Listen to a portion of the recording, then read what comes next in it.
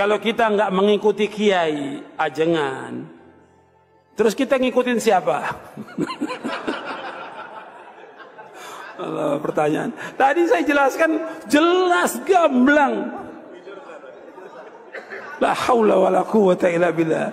Ya kita ikut Rasulullah SAW. Kan nanti dikubur ditanya siapa? Ditanya kiai kamu siapa enggak? Enggak, ditanya man rabbuka wa man nabiyuka wa ma dinuka. Ditanyakan siapa Rob kamu? Siapa nabi kamu? Nabi saya kiai fulan. Nabi saya ajangan enggak ada. Siapa nabi kamu? Siapa nabinya? Muhammad sallallahu alaihi wasallam. Ada seorang Arabi berdoa di Raudhah. Ya Allah, jika engkau jadikan orang soleh, maka yang senang adalah kekasihmu. Jika engkau menjadikan saya orang fasik, maka yang senang musuhmu, yaitu iblis. Tinggal jenengan mau nyenangkan kekasihmu apa musuhmu. Akhirnya ada hatif, ya sudah, soleh saja soleh, doa kok gitu. Artinya kalau seseorang soleh yang suka siapa? Rasulullah. Rasulullah berstatus Habibullah. Ya Allah, kalau engkau jadikan aku orang soleh yang suka kekasihmu, kalau aku jadi orang fasik yang suka musuhmu. Terserah jenengan mau menyenangkan musuhmu apa menyenangkan kekasihmu. Coba ampun, terserah jenengan. Tentu pilihannya Allah menyenangkan kekasih Allah. Itu saya ijazahkan ini. Semoga gak diterima. Covid. Jadi kalau di Ihya itu ada Kitabul Wujdi, ada yang baca Al-Wajdi. Tinggal zaman mondok ngarokati apa enggak tahu saya. Resiko mondok Lirboyo memang gitu, kata Mbah Mun itu harus semuanya diharokati. Tapi kata Mbah Mun ini sarang, jangan harokati semua, jangan maknani semua. Kalau dalil di sini katanya kan apa itu al ilmu sayyidun wal kitabatu qaiduhu. Jadi ilmu itu ibarat hewan liar, supaya enggak liar dicancang gitu. Tapi kata Mbah Mun ambek cancang kabeh ya ketekaken mati gitu. Jadi ini nah saya ini kan dikatakan Gus Kafafi tadi cucu murid. Ini saya senang sekali karena memang saya jarang mau diundang pengajian umum. Karena diundang itu artinya kan makmur, diperintah. Sehingga ini sekaligus maklumat yang enggak merasa mbah guru jangan ngundang saya, itu kualat nanti. Karena saya berkali-kali bilang hormat kiai itu wajib, tapi ngatur kiai itu haram. Jadi aturan mainnya jelas, hormat kiai itu wajib, seneng kiai wajib, tapi kalau ngatur kiai haram. Ngatur itu ya fatwa itu, fatwa. Begini, saya ini baru neliti, mungkin ini tahadus bin nikmat. Saya berkali-kali rembukan sama, termasuk diantaranya sama Profesor Quraish Shihab. Itu mau menjadikan manhajul Quran itu mudah. Di antara kitab yang saya pelajari serius itu kitab Syajaratul Ma'arif. Nanti sebagian tak tinggal di sini biar diajarkan Gus Rikza. Itu rencananya PSG Pusat Studi Qurannya Pak Quraish itu menerbitkan itu. Sementara ini sekarang di UI Universitas Islam Indonesia saya juga ngajar kitab itu. Kitab itu begitu mudah menjadikan Quran itu pegangan. Kalau di sini katanya mau dimilenialkan itu, milenial itu. Itu begini, misalnya begini. Ini saya beri contoh. Jadi peristiwa-peristiwa khusus yang ada di Quran itu ditabwib secara umum. Jadi ini saya nanti tidak guyon supaya Gus Rikza gak kelihatan kalah, karena kalau guyon-guyonan itu menang saya. Saya ini orang Pantura. Saya misoh saja ada dalilnya. Karena memang dalam tarikh-tarikh itu gitu. Ini Muhammad ponakan kamu, kata orang-orang kafir. Saffaha ahlamana wasabba alihatana. Semoga gak ada yang menerjemah wasabba alihatana. Kitab itu mudah sekali. Misalnya begini, saya beri sekian contoh, mungkin 3 sampai 4. Babu nafil ibad bikullil bilad. Bab kalau seseorang itu harus manfaat di mana saja dia berdomisili. Terus beliau secara mudah bilang qala ta'ala hakian an Isa bin Maryam wa ja'alani mubarakan ainama kuntu. Saya adalah orang yang hidup di mana-mana itu membawa apa? Berkah. Terus beliau memberi judul secara umum babu nafil ibad bikullil bilad. Sehingga saya di Rembang, di Lirboyo atau di mana saja, etikanya satu, harus bermanfaat. Setidaknya manfaat kalau ada orang ingin menang ya saya ngaku kalah lah. Kalau ada orang yang ingin saya diangkat jadi murid ya oke, saya jadi murid beliau. Enggak masalah. Karena bagian dari kesalian itu tawadhu. Pasti yang tawadhu jadi wali karena man tawadhu'a rafa'ahu Allah. Yang kumo luhur jadi guru pasti tidak jadi wali.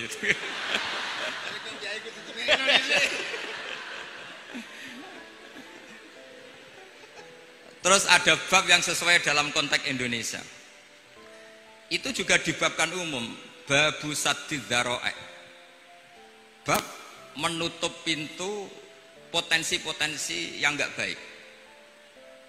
Terus beliau mengutip qala ta'ala wala tasubbul ladzina yad'una min dunillahi fayasubbullaha adwam bighairi ilm.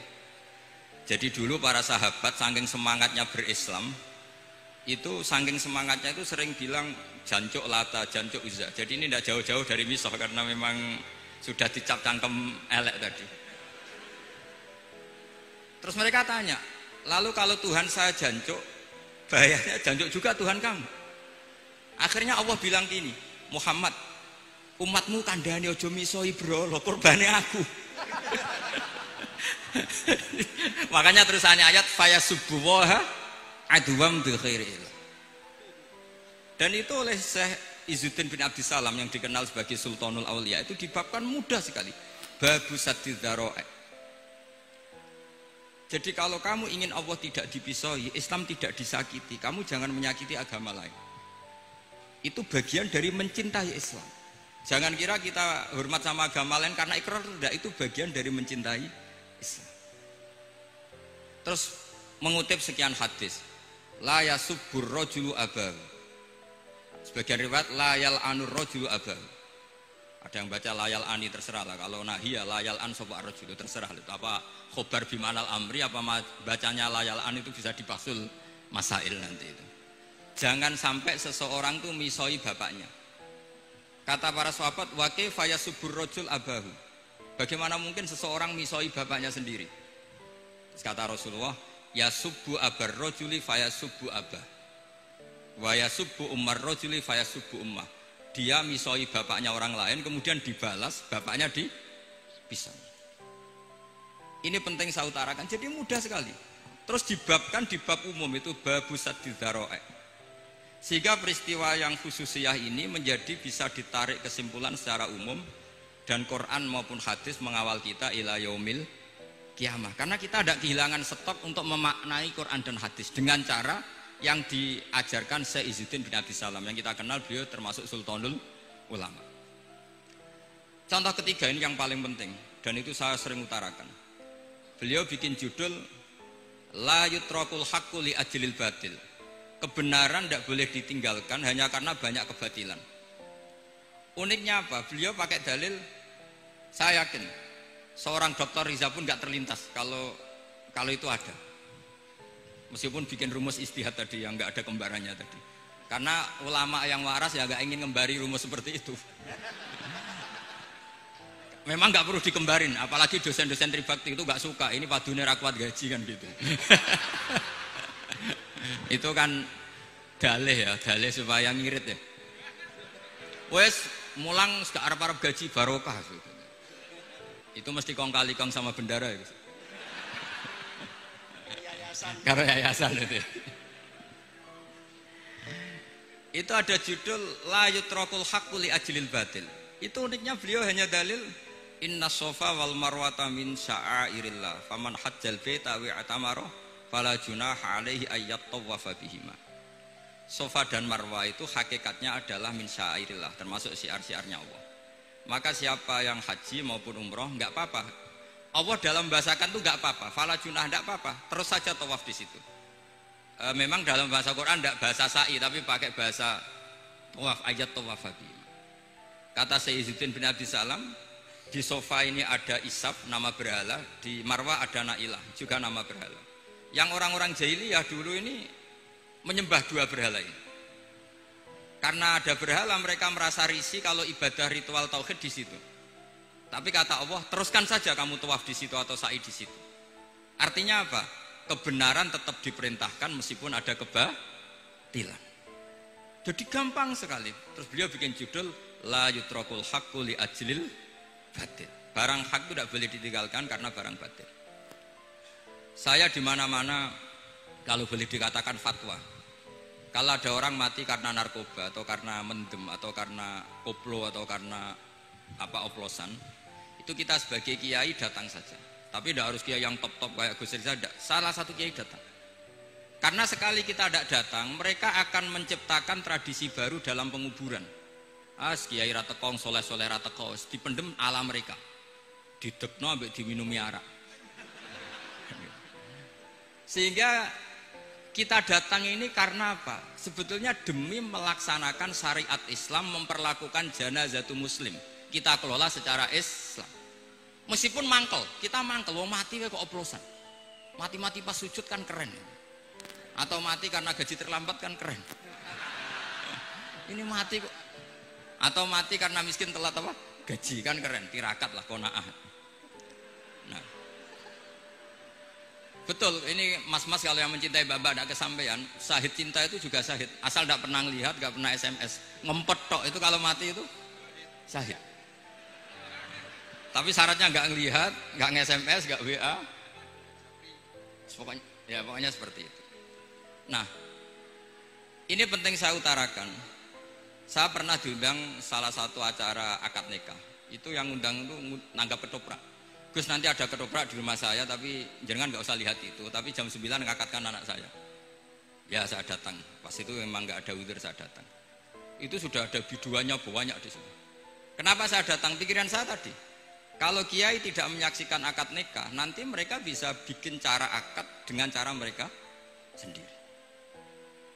Sehingga takbir-takbir yang di fikih, misalnya walimatul ursi itu kalau ada ikhtilatur rijal wan nisa haram hadir, itu nggak pernah dilakukan oleh guru-guru kita. Setahu saya Mbah Mun, bapak saya, guru-guru kita, meskipun ada ikhtilatur rijal wan nisa, mereka kalau ada walimatul ursi asal tidak ada udzur itu datang. Karena la yutrakul haqqu li ajlil batil. Padahal jelas di Bajuri, di Anatut Talibin, jika hunaka muharramun harumal hudur. Entah kalau Gus Rizal baca hurrimal hudur atau harumal hudur, tidak tahu, saya ini kan bisa debat ini. Karena saya santri sarang, jadi kalau baca dua kali harumal hudur atau hurrimal hudur. Tapi kalau yang santri sini mau tidak mau ya anut harokatnya guru tadi.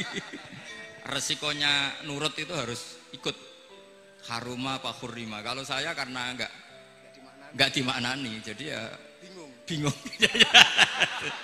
Maksudnya bingung milih, saking banyaknya ilmu. Bukan bingung karena goblok, bukan.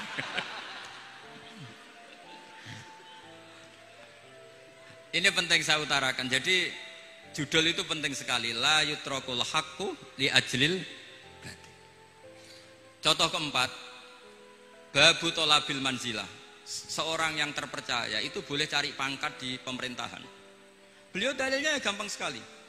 Yusuf ketika merasa mampu mengendalikan ekonomi, ketahanan pangan zaman itu, beliau matur ke Aziz, ke penguasa Mesir, qala ja'alni ala khazainil ardh.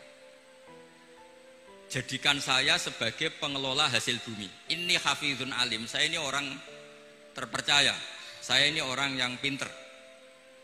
Maka ngaku pinter itu boleh asal pinter betul. Karena Nabi Yusuf bilang inni hafizun alim. Ini sudah 4, sampai berapa? 7 sampai 7. 5 aja nanti ilmunya habis. Jadi saya mohon nanti kitab itu saya tinggal 1, tolong dipelajari teman-teman supaya apa ya, ada cara mudah. Dan kitab itu pernah dibaca Syekhina Kiai Maimun di Sarang, pernah tak bawa ke Jakarta, saya diskusikan dengan Pak Profesor Quraisy Shihab. Terus sekarang juga dalam proses diterjemah. Tapi saya mohon ini yang nggak penting, terjemahannya itu nggak penting. Ini anak-anak Lirboyo kan bisa ngartikan sendiri, bukan sekedar terjemah tapi ngartikan sendiri. Itu unik, cara memahami itu unik sekali dan mudah. Jadi setiap peristiwa khusus itu diberi judul umum. Nah barokahnya judul umum ini, Quran itu menjadi ngawal kita ila yaumil kiamat. Tapi kalau itu kamu anggap ini peristiwa Yusuf, ini peristiwa Yakub, peristiwa Ibrahim, maka seakan-akan Quran itu tidak untuk kita. Makanya tadi misalnya wala tasubul ladina dibabkan babu sadid dzara'i. Itu semudah itu, segampang itu. Sehingga dalam kitab Minhajul Abidin diterangkan ada seorang wali yang takut dosa karena banyak perempuan cantik yang pakai celana pendek, banyak bulat di dunia itu. Singkat cerita dia uzlah, dia santai-santai di gunung makan rerumputan. Terus ada wali yang kelasnya lebih tinggi. Kamu di sini ngapain uzlah? Kenapa? Meninggalkan dosa. Terus digojlok sama wali yang lebih senior. Kira-kira ya saya gojlok Gus Rizal gitu. Kata si wali yang lebih senior tadi, taraktum ummata Muhammadin fi aidil mubtadi'ah. Sebetulnya kamu itu tidak menghindari dosa, tapi malah parah. Ketika umat tidak kamu pimpin, artinya membiarkan dipimpin kelompok lain. Dan itu bisa orang ahli bid'ah, bisa orang kafir, bisa yang lebih menyesatkan. Jadi uzlah itu tidak solusi. Ini pentingnya pembanding. Jadi gak apa-apa nanti setelah saya ngisi, dikasih kesempatan untuk bully saya, gak apa-apa. Saya terlalu sakti untuk dikalahkan. Jadi artinya muhibin saya itu gak ngefek lah kalau saya diadili siapa? Gus Riksa. Gak ngefek. Jadi menurut saya nanti tak kasih kesempatan untuk ngadili saya. Terus setelah itu selesai, saya tidak jawab lagi. Sebagai latihan calon wali itu harus sabar, man. Jadi wal kadhiminal ghaidha wal afina anin nas. Jadi setelah saya dibully nanti saya bilang sudah, saya maafkan, wassalamualaikum, terus gitu. Terus contoh yang paling ekstrim gini Gus Rizal, ada contoh babu jawazin namimah limaslahatin. Bab boleh adu-adu. Adu-adu itu mengadukan satu peristiwa yang buruk ke orang lain karena maslahat. Itu contohnya unik sekali. Saya ini bingung, masa ada namam atau namimah kemudian ditoleransi. Terus beliau pakai dalil wajah arojulum min aqsal madinati yas'a qala ya Musa innal mal'a ya'tamiru nabikal yaqtulu kafakhrus innilaka minan nasihin. Musa, saya ini pegawai kerajaan Fir'aun, saya termasuk perwira di kerajaan Fir'aun. Saya tahu rapat tadi malam itu memutuskan menangkap kamu untuk dibunuh. Maka kamu harus secepatnya keluar dari Mesir. Itu kan sebetulnya tipikalnya agak namimah, adu-adu, tapi limas lahatin. Itu mudah sekali kitab itu. Jadi saya mohon anak-anak tribakti yang mau mengkaji Quran ingin alim, pakai kitab itu. Saya jamin kalau khatam pasti alim. Khatam paham maksudnya. Daripada sampean pakai metode usul fikih itu keruwetan, karena selain judulnya sudah ruwet. Usul itu sudah ruwet. Dulu saya ngaji di Sarang itu semua satu kelas itu semuanya dapat 4 terus. Kecuali saya tidak dapat nilai karena gurunya bingung biji. Tidak tahu bingungnya itu karena dianggap terlalu alim atau terlalu goblok, tidak tahu saya. Yang jelas usul fikih saya itu nggak ada nilainya. Begini kalau dalam usul fikih kan begini. Ya ini agak menghormati pasca sarjana, jadi agak-agak ruwet biar kesannya itu ya intelek atau pinter lah gitu. Kalau guyon terus itu kan nganggap sampean itu isane mau paham guyon itu. Jadi gak ngergani orang seperti orang guyon terus itu. Tapi ini agak serius. Begini. Misalnya saya sebagai kiai ngundang Zaid, kamu ke sini. Saya jelas sebut Zaid ke sini, ada tamu. Sebetulnya saya ingin Zaid apa ingin cah dalam siapa saja asal bisa melayani tamu. Zaidun itu zikrul ba'di wa iradatil kul apa zikru Zaidin fi ainihi. Itu kan jadi perdebatan di ilmu usul fikih. Ketika Zaid gak ada, terus di situ ada pelayan yang bernama Bakar Umar gak datang, pasti kayaknya marah. Cek sombong ya santriku, tak udang rano sing moro. Terus misalnya anak-anak bilang, Pak Yai Anda kan tadi manggil Zaid, gak manggil kita. Cek goblok maksudku ono sing nyuguhi teh. Ora kudu Zaid, Bakar Umar ya kena. Bocah kok goblok kan mesti gitu. Artinya gini, menyebut aktor dalam Quran atau hadis itu yuradu syakhsun bi'ainihi apa itu bagian dari zikrul ba'di wa iradatil kul. Sehingga semua peristiwa di Quran, entah itu nyebut Fir'aun, berarti mewakili orang togo, orang yang lanjut. Menyebut Musa mewakili orang baik. Apa bagaimana? Itu jadi perdebatan. Nah itu di kitab usul fikih itu penjelasannya ruwet sekali. Sehingga mungkin misalnya begini dalam satu kaidah usul fikih. Hormati tamu yang datang ke saya, siapa saja. Setelah itu saya ralat, hormati Zaid jika datang bertamu ke saya. Dalam usul fikih itu potensi Zaid ini menjadi mukhassis, berarti siapa saja menjadi batal karena ditaksis kata Zaid. Ada potensinya begini, siapa saja tetap berlaku, dan kiai menyebut Zaid adalah zikru ba'di afrodi dzalikal kulli, menyebut individu dari kuliah yang masuk. Jadi tetap hormati tamu siapa saja. Yang termasuk siapa saja adalah Zaid. Apa siapa saja tidak menjadi hukum karena terganti hanya khusus Zaid. Itu jadi perdebatan di perdebatan usul fikih. Jadi terlalu ruwet. Tapi kalau di kitab tadi yang Syajaratul Ma'arif karangannya Izzuddin bin Abdus Salam, itu gampang sekali. Saya baca itu min awali hatta akhir itu tidak ada yang iskal, gampang sekali, mudah sekali. Karena tadi mungkin dikarang ahlinya dan dibaca oleh ahlinya, jadi gampang sekali ini. Jadi semudah itu, istidlal itu gampang sekali. Ya saya ulang lagi tadi karena ditulis orang ahli dan dibaca oleh orang ahli. Tapi saya pastikan kitab itu tuh mudah sekali. Kenapa saya menyarankan begitu? Karena begini, sekarang tuh banyak orang menafsirkan Quran karena hanya melihat terjemah atau dengar-dengar dari orang lain. Sementara kita yang gudangnya, kita ya semua lah, santri, sarang, lirboyo semua, itu tidak mau memulai. Andai kan kita mau memulai, maka kita akan tahu apakah zikrus syekh itu menjadi takyin, harus itu, atau zikrus syekh itu zikrul ba'di wa iradatil kul. Saya beri contoh masalah hukum fikih. Karena ini bidang saya. Saya dulu ketika muda sering makili Anwar Musyawarah di Lirboyo. Dulu yang makili Lirboyo Gus Isom. Gus Rizza belum musuh saya dulu. Belum musuh saya dulu. Jadi kalau musuhi saya itu terlambat. Saya sudah sufi, sudah agak ahli fikih, sudah pensiun. Bukan karena sudah bodoh, tapi sudah ben diurusi sing nom-nom gitu. Sudah makam saya sudah ndak itu sudah. Ndak tahu entah makam saya dari mana, ndak tahu saya. Misalnya begini, saya beri contoh. Di antara yang nggak boleh dalam pernikahan adalah wa antajma'u bainal ukhtain. Menikahi mbaknya plus adiknya, fi nikahin wahid, tahta rajulin wahid.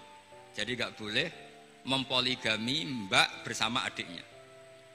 Kalau kita percaya zahirun nas, maka yang haram hanyalah wayoh atau berpoligami mbak dan adik. Dan itu bahaya kalau Anda memahami seperti itu. Zaman Rasulullah Sugeng ngendikan ditambahi satu tok sama Nabi.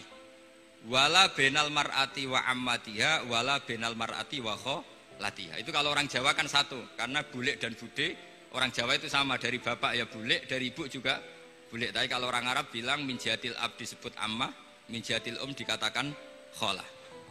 Nabi zaman Sugeng itu hanya nambah itu tok. Juga agak boleh menikahi ponaan plus buliknya atau menikahi buliknya plus ponaannya. Kemudian oleh ulama fikih ditambahi satu kaidah.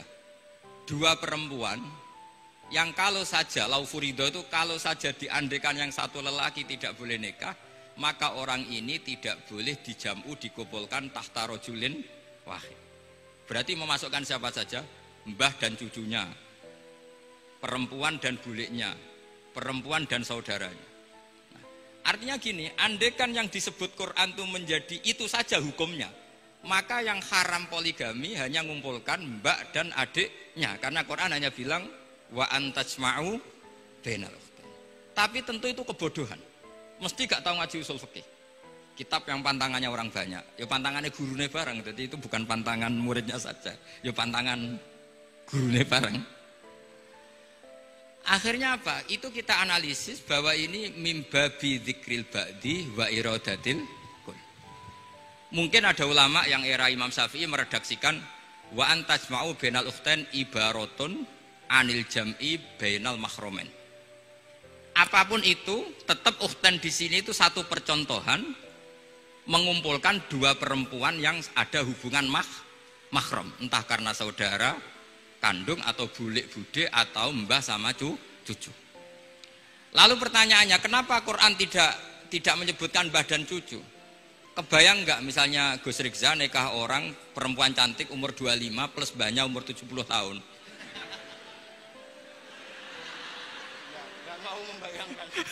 Katanya tidak mau membayangkan. Artinya gini, orang waras itu tidak akan melakukan seperti itu, maka nggak perlu dilarang. Tapi nak rabi bae sesuai gedon, jebule ayu adi itu banyak. Terus dongano bae mati itu banyak itu. Sehingga yang potensi bahaya itu wa antas mau penal ukhten. Karena yang potensi nakal itu ya itu tadi. Roh nak bae luwe ayu rabi adike, semoga kalau sedang keluarga orang lain ceraikanlah. Tungone maksa. Tungone maksa niku wae.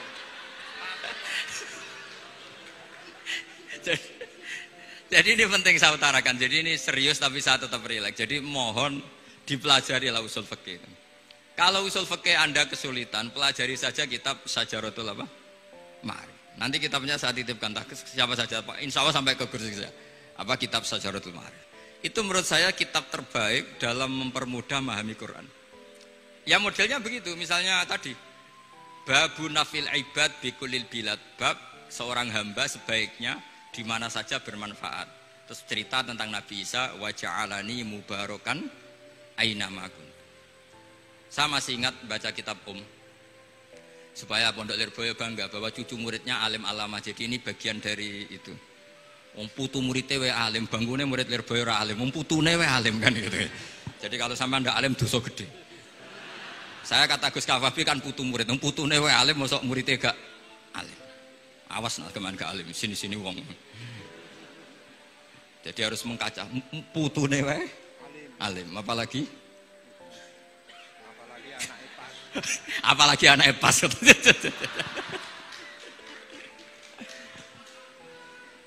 Jadi tadi sampai mana Gus? Lupa ya. Sampai Adik Ayu. Adik Ayu. Mbake sing ayu. Ditungakno tadi. Ya ditungane bentang mati adike oleh mbake. Tapi adike mati Gus. Saya teruskan lagi ya. Jadi kalau saya masih ingat baca kitab karangannya Imam Syafi'i dalam tema yang mirip ini. Ketika beliau ditanya, boleh ndak seorang lelaki uzubah tidak nikah? Waqat qala Rasulullah sallallahu alaihi wasallam an nikah sunnati faman raghiba an sunnati falaysa minni. Itu kata Imam Syafi'i. Ya kalau dia tidak nikah karena benci sunnah Rasulullah itu buruk, tapi kalau karena takdir dia tidak suka nikah atau enggak payu rabi ya enggak apa-apa kan? Terus Imam Syafi'i ditanya, apa dalilnya? Jawabnya Imam Syafi'i itu rileks sekali. Inna wa ta'ala dzakara abdan sholihan wa wasofa bi annahu hasur. Terus beliau baca ayat wasayyidaw wa hasura wa nabiyyam minas sholihin. Allah itu menyebut sekian hambanya yang soleh, dan di antara hambanya yang soleh itu berstatus hasur, orang yang tidak nikah. Artinya tidak nikah itu bukan mengganggu kesalehan, maka uzubah itu halal. Semudah itu dulu orang memahami Quran. Kok sekarang jadi sulit tuh salah gurunya apa salah muridnya? Jadi ini cobalah di apa ya, saya memang ingin supaya Pondok Lirboyo itu mudah sekali paham Quran. Saya ini termasuk heran ya, kenapa saya yang ngomong tafsir itu menurut saya biasa saja semua. Tapi saya kata orang banyak itu sudah mufassir. Kenapa saya ngomong biasa saja? Karena ya tadi dengan perangkat-perangkat ilmu kayak usul fikih, kayak fikih sendiri, termasuk kitab Syajaratul, memang memahami Quran itu gampang. Wong kafir saja bisa paham dulu. Umar ketika paham Quran itu belum Pondok Lirboyo. Masih kafir. Enggak pernah jadi mustahik. Apalagi wakil rektor, enggak pernah. Tapi ketika adiknya Fatimah baca Quran, Toha ma anzalna alaikal Qur'ana litashqa illa tazkirata liman, itu dia paham dan menjadi masuk Islam. Itu coba fahamnya itu sama ngajinya dulu mana? Dulu fahamnya karena Quran itu muyassar, mudah. Pernah ada seorang ustadz yang mungkin kalau sekarang agak ekstrim lah. Sama ndak usah bilang cingkrang, ndak usah, pokoknya agak ekstrim. Kamu kok senengannya nuduh orang gitu. Sampai saya kadang ketularan, saya ini orang baik, gak suka nuduh orang. Itu ada orang yang agak ekstrim itu, datang ke Harun ar-Rasyid. Ya Amirul Mukminin gitu. Inni nasihun laka famusaddidun alaika. Fala tajidanna alayya fi nafsika syai'an. Saya ini orang baik-baik, ingin nasihati jenengan, cuma saya agak kasar. Musaddid itu agak kasar. Dalam bahasa Arab musaddid siddah itu kasar. Kasar atau tegas, kasar lah. Dalam konteks ini maknanya kasar. Fala tajidanna fi alayya fi nafsika syai'an. Mohon jangan dimasukkan hati. Apa kata Harun Rasyid? Ngendikan itu mudah sekali dan itu sangat Qur'ani. Kata Harun ar-Rasyid, uskut ya ustad. Sebagian riwayat uskut ya jahil. Hei orang bodoh, kamu diam. Inna Allaha ta'ala ba'atha man huwa khairun minka ila man huwa syarrun minni. Wa ma'a dzalika qala ta'ala faqula lahu qawlan layyinan la'allahu yatadzakkaru aw yakhsha. Kamu diam hei ustad bodoh. Allah Ta'ala itu mengutus orang yang lebih baik ketimbang kamu, yaitu Nabi Musa, ke orang yang lebih buruk ketimbang saya, yaitu Fir'aun. Itu saja harus beretika. Faqula lahu qawlan layyinan. Kok kamu sama-sama muslim mau main kasar sama saya? Kitabnya mana? Kira-kira seperti itu. Akhirnya Ustadz tadi, ternyata jenengan lebih alim, mboten sios. Semudah itu orang memahami Quran. Inna wa ta'ala qad ba'asa man huwa khairun minka ila man huwa syarrun minni. Fa inna wa ta'ala ba'asa Musa. Wa Musa tentu lebih mulia ketimbang Ustadz ini. Ila man huwa syarrun minni. Saelek-elek Harun Rasyid itu jelek Fir'aun. Musa yang Rasul yang orang sangat baik diutus ke orang yang sangat buruk yaitu Fir'aun, itu saja beretika faqula lahu qaulal layyin, harus sopan. Jadi kayak apa? Saya bayangkan kayak apa bahagianya kita kalau melihat santri-santri ini memahami Quran seperti ini. Itu kan mudah, nggak perlu dokter, bisa juga perlu. Maksudnya bisa. Nggak perlu dapat honoris causa dari apa tadi? Profesor cangkem elek tadi. Jadi karena Quran itu dalil, kata Ibnu Abbas, Al-Quran dalil itu mudah ditaklukkan, dibawa kemana saja itu bisa. Nah ini yang terakhir, khasnya NU itu wasilah. Ini terakhir, nanti setelah ini selesai. Tapi saya mohon MC atau moderator atau siapalah ngasih waktu Gus Rizal untuk bully saya, dan saya jamin tak balas. Tidak tak balas dan saya latihan legowo tadi wal afina aninas. Sudah itu kata Rasulullah kan gitu, orang yang meninggalkan debat padahal dia benar banawahu baitan fi rabbil jannah. Jadi sudah saya ingin masuk surga lah, tidak usah repot-repot berdebat. Wasilah misalnya Gus Kafabi niru Mbah Makhros atau Mbah Mun niru Mbah Karim niru Mbah Khalil Bangkalan sampai guru-gurunya. Karena zuriyatam ba'duha min ba'd. Saya juga alhamdulillah kemarin 3 bulan yang lalu, 4 bulan yang lalu Pak Said itu nyari nasabnya di Kudus. Kebetulan beliau sudah dengar-dengar kalau saudaranya Mbah Sahal. Mbah Sahal itu sepupunya Mbah saya, nyari-nyari ketemu beliau senang sekali. Cuma terakhir tanya saya, Gus saya dengan kamu tua mana? Tua saya, buyut kamu adik buyut saya, kata saya. Nyai Fadilah itu saudaranya buyut saya, Mbah Maksum buyut saya. Yang di Pondok Damaran, saya sampai sekarang masih ngajar di Pondok Damaran, belakangnya Masjid Menoro itu.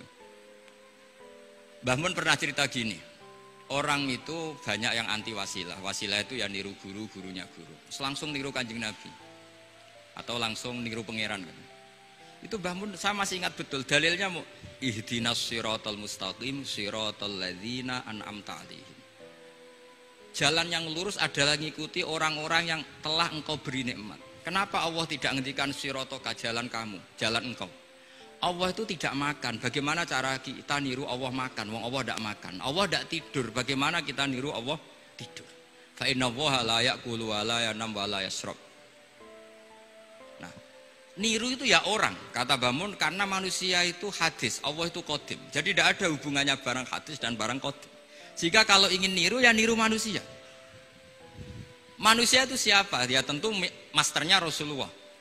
Tapi kan walau lala ulama lama arafnal anbiya. Tanpa ulama kita tidak tahu Nabi melakukan apa, karena ini butuh sanad. Masyhur itu, walau la murabbi lama arafna rabbi, tanpa murabbi kita tidak tahu rabbi. Nah, ini penting saya utarakan sehingga di Quran itu setiap orang baik itu disebutkan orang-orang baik itu siapa? Ulaikal ladzina an'ama Allahu 'alaihim minan nabiyina min dzurriyyati Adam wa mimman hamalna ma'anu wa min dzurriyyati Ibrahim wa Israila wa mimman hadaina wajtabaina. Selalu orang baik itu diceritakan orangnya dan ngikuti orang juga. Ulaikal ladzina hadahum wa fabihudahum muqtadi. Kenapa? Karena kita tidak bisa niru Allah, karena Allah itu tidak makan, tidak minum, tidak tidur. Tentu tidak nikah. Tapi sekarang orang tuh geger, manut guru-guru ra mesti bener. Sing marai kaidah nak guru ra mesti bener tuh kita. Kita setiap ngajar di Lirboyo di Sarang bilang selain Rasulullah Muhammad tuh tidak maksum. Jadi mereka ketinggalan kalau ngomong kiai ra mesti bener. Tahu kita mulai kecil diajari selain Nabi kok ora maksum. Dekne ro ilmu anyaran kok ngandani sing mulai bayi alim itu kan lucu. Kita mulai dulu tahu selain Nabi itu tidak maksum. Kok malah dikandani kiai tidak mesti bener, kenapa diikutin? Udah tahu kalau kiai tidak mesti bener. Cuma kalau kiai tidak mesti bener, nak kue mesti ra bener. Lagi-lagi gerakan cangkem elek kan gitu. Kalau kiai itu hanya mungkin tidak bener, kalau kamu mesti tidak bener. Ini penting saya utarakan sehingga mudah sekali. Apa dalilnya wasilah? Ya kita jawab saja. Ihdinas siratal mustaqim, siratal ladzina an'amta. Semudah itu Quran dipahami ahlinya. Tapi sekarang kok memahami Quran jadi sulit. Saya menjadi tidak tahu. Ya seperti tadi Izzuddin bin Abi Salam itu banyak dalil la yutrakul haqqu li ajlil batil. Itu contohnya itu hanya innas sofa wal marwata min sya'airillah. Ketika Sofa dan Marwah belum steril dari berhala-berhala itu, ketika Ka'bah belum steril dari berhala-berhala itu, Nabi tetap tawaf di Ka'bah, tetap sa'i di Sofa dan Marwah. Kemudian itu disimpulkan la yutrakul haqqu li ajlil batil. Segampang itu agama. Tapi kenapa menjadi sulit? Jadi saya mohon sekali karena kitab itu sedang dikaji di PSG Pusat Studi Quran, juga dikaji di pondok saya. Dulu Syekhina Maimun pernah baca juga. Sekarang di UII yang ngajar saya. Jadi saya ingin, dan itu diajarkan ditulis lah oleh ulama sing ma'ruf, bahkan gelarnya Sultanul Ulama. Dalam kasafnya Sayyid Abil Hasan Asyadzili, dalam kasaf beliau mengatakan, saya pas kasaf dengar satu suara, satu hatif, ya Ali, ma'ala wajil ardi, tidak ada di muka bumi ini kajian fikih sing abha, yang lebih bersinar, yang lebih moncer ketimbang kajian Izzuddin bin Abdi Salam. Dan tidak ada kajian ilmu hadis mengalahkan kajian Abdul Azim Al-Mundhiri yang ngarang At-Targhib itu. Era Sayyid Abil Hasan Asyadzili. Dan tidak ada kajian ilmu hakikat sing abha min majlisika. Dan alhamdulillah kita punya kitab itu, Qawaidul Ahkam, Syajaratul Ma'arif, Izzuddin bin Abdi Salam. Juga kita punya kitab Abdul Azim Al-Mundhiri karena kita pakai At-Targhib At-Targhib itu mukhtasornya Muslim juga. Dan tentu kita juga punya Abul Hasan Asyadzili karena kita rata-rata ngaji hikam, kita tahu hikam adalah muridnya Abdul Abbas Al-Mursi dan beliau adalah muridnya Abul Hasan Asyadzili. Sehingga kita insya Allah ngalami dzurriyatam ba'duha min ba'd. Baik dzurriyah nasabiyah maupun dzurriyah sababiyah. Kayak saya tadi dikatakan Gus Kawabi putu Lirboyo karena Mbah Mun ngaji di Lirboyo. Dan saya bangga karena bisa bully jenengan semua, nak putune wae alim apa meneh anake. Pun sepakat iki, nak putune wae alim apa meneh anake. Pun assalamualaikum warahmatullahi wabarakatuh.